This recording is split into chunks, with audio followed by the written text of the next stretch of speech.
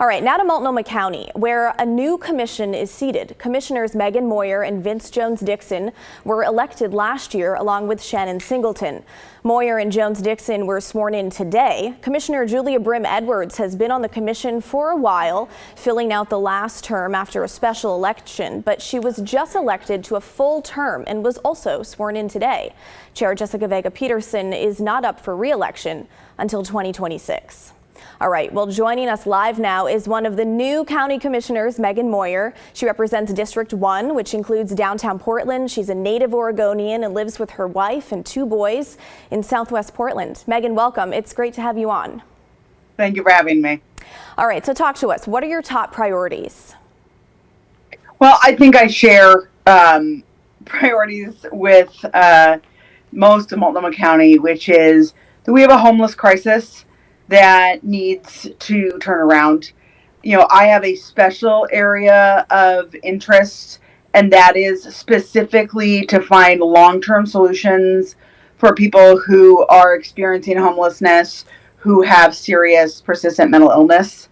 We don't have a system that really is set up to work long-term for people with mental illness, and we're seeing the results of that on our streets.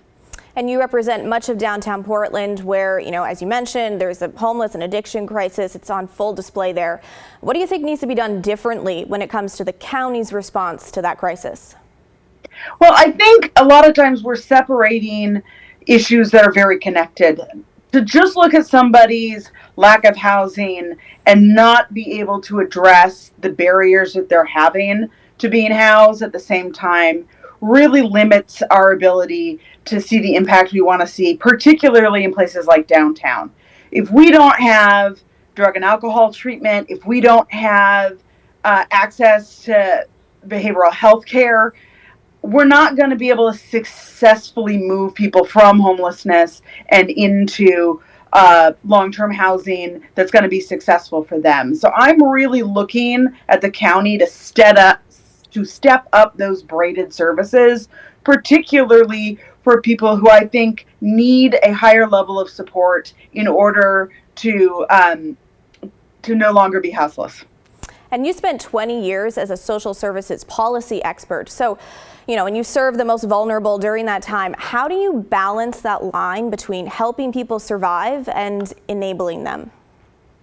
Yeah, and I think that those are issues that we need to have hard conversations with. You know, I don't think we enable people with mental illness. I think it's a serious disability, and we need to treat it like a serious disability. If you have a physical disability, you're a senior, and you need long-term supports, we provide that as a state. That needs to exist for people with mental illness. And that is currently not how we approach that issue.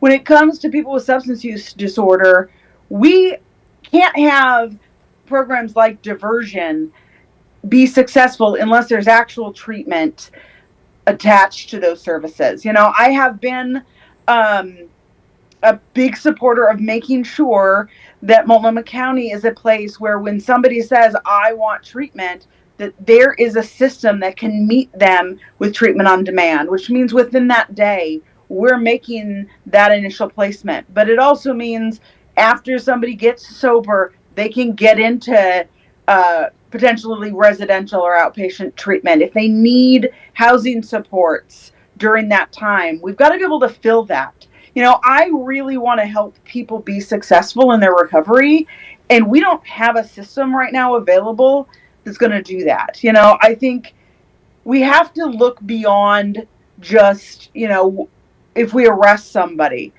We can arrest people for laws, and it won't actually change their situation unless we use that as an opportunity to connect people on a path for success. So I'm really wanting to make sure that whatever approach it requires for somebody to engage in services, that those services are there so that we're not re-engaging with that same person month after month, but they're actually on a path for long-term success. I hear you. Well, we appreciate you joining us tonight. Thank you so much. And we look forward to what you're going to bring to the commission. Thank you so much.